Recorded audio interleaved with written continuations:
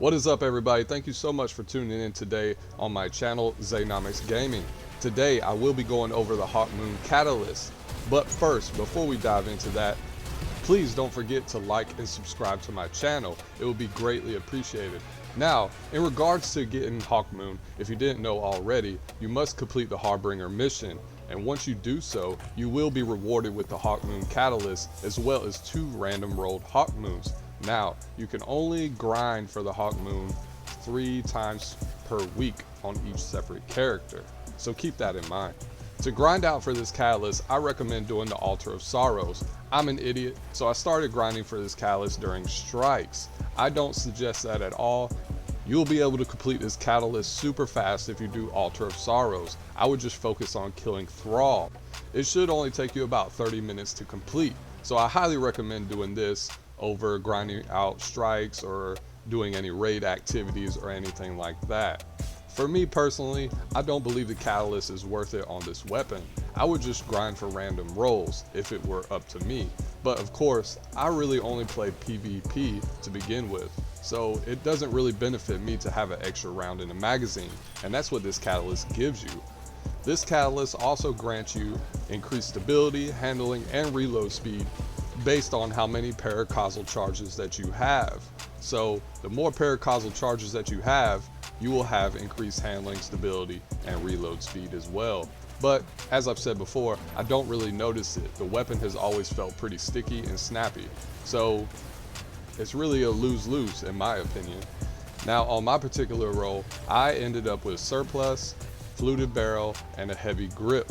I also found that the weapon was a lot more accurate firing from the hip.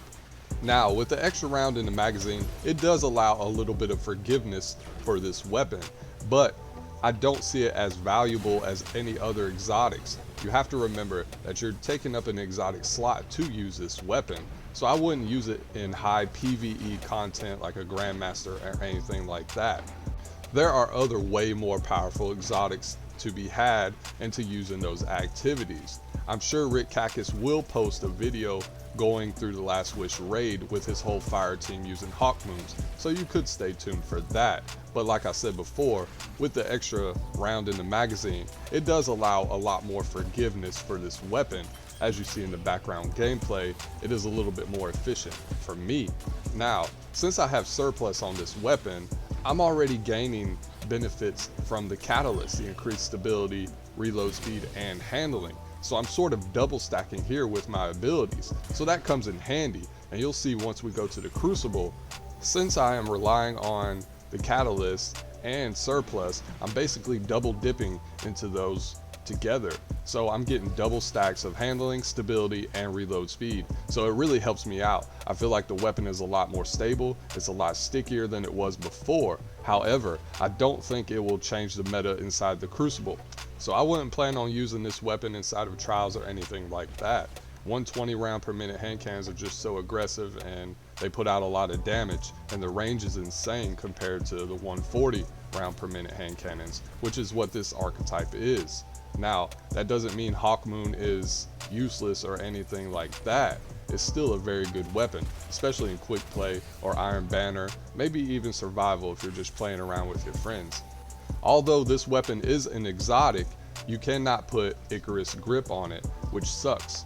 A lot of people enjoy using Icarus Grip, and you won't have that in-air accuracy that most people are used to with legendary hand cannons. You know, I think Bungie should just enable Icarus Grip mod on all the weapons inside the game. I think it would be a much more welcome change for everyone else that likes to play this game as well.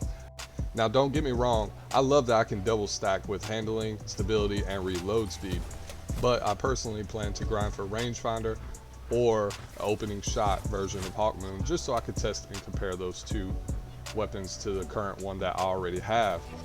Now in the past, all seasonal content would normally come to an end, but don't worry, you guys have plenty of time to grind for as many Hawkmoon rolls as you desire. The seasonal content starting this year, well actually this past fall, will stay in the game for a whole year. and that's fantastic for those who are casual players who just don't have as much time as other people. So you can still continue to grind up in power and go for that solo flawless emblem if you choose to do so. Remember, I will help anybody out that needs help or wants to just play the game for fun. If you need help going through the new Harbinger mission, I do have a guide on YouTube. I will link down in the description below. Also, if you just want to play or play some Call of Duty or a raid or anything like that, please just comment down below or message me on one of my platforms that I'll have linked in the description below. Please don't forget to like and subscribe to my channel if you want to see more content. I also have my stasis crushing build coming up. It should be released tomorrow. As you may know, Bungie stated that they were going to nerf Shatter Dive. Well, after playing today, Shatter Dive doesn't seem like it received much of a nerf. So you can bet that my build will still be relevant for you guys. So stay tuned for that. I want to thank you all for coming and watching my channel. Thank you so much, and I hope you all have a wonderful day.